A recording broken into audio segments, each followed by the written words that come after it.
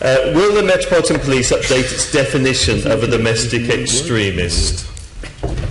And who is this aimed at? Assembly Member Jones? I'll have a go at both of them, but perhaps the Commissioner first. Okay. First of all, I think as Jenny points out, there were recommendations in this 2012 report which was asking the Home Office and ACPO to create a new definition, and that was set against the context of deploying covert undercover officers, particularly around at that time the National Domestic Extremism Unit.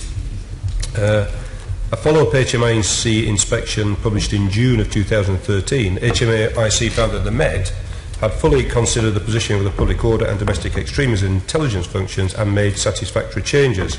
However, in 2013, the HMIC also said they were concerned that despite much work undertaken to consider a new definition, the oversight board from the Home Office and ACPO that was considering this had decided to keep the existing definition. So HMIC had suggested change, there had been a consideration, and it had been rejected. The Met reflected on this, and we have taken the lead, and in 2013 decided to introduce a clearer definition, we believe, to be used by the Domestic Extremism Unit, which will become the ACPO definition, we believe. So the newly revised definition is that domestic extremism relates to the activity of groups or individuals who commit or plan serious criminal activity motivated by a political or ideological viewpoint. Ooh, I'm I thought you might be pleased with that one. Worried about that. Could I have a copy of that? Because yes. The specific thing that HMIC said was about serious disruption and so on, but they also brought in the bit about it being serious crime. That's what you just said. Did you include that? Or yes, that's the definition. I think what the HMIC might have said is that they were trying to include serious public disorder, and I think probably what this definition does is to include serious public disorder if it passes the test of serious criminal activity. You see, the test is serious criminal activity.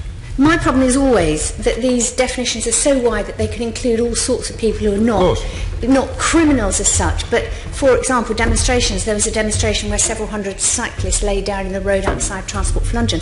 You know, I'm worried that in your definition they could actually be seen as domestic terrorists, which seems to me ludicrous. Well, just try and reassure, and you may not be reassured, but serious criminal activity generally means, if you looked at the definition, I'm trying to think now, the definition of serious arrestable offence, for example, is that generally talk about serious violence, serious threat of violence, theft, very serious theft, very serious criminal damage. People say, well, criminal damage, well, it could be arson. That would be very serious criminal damage. So I think the seriousness is a good test, and it doesn't mean that people who protest are covered by this. That is not the point. The point is, if they plan to commit serious criminal offences during their protest, the law provides them with no defence that they were protesting if they commit a serious crime.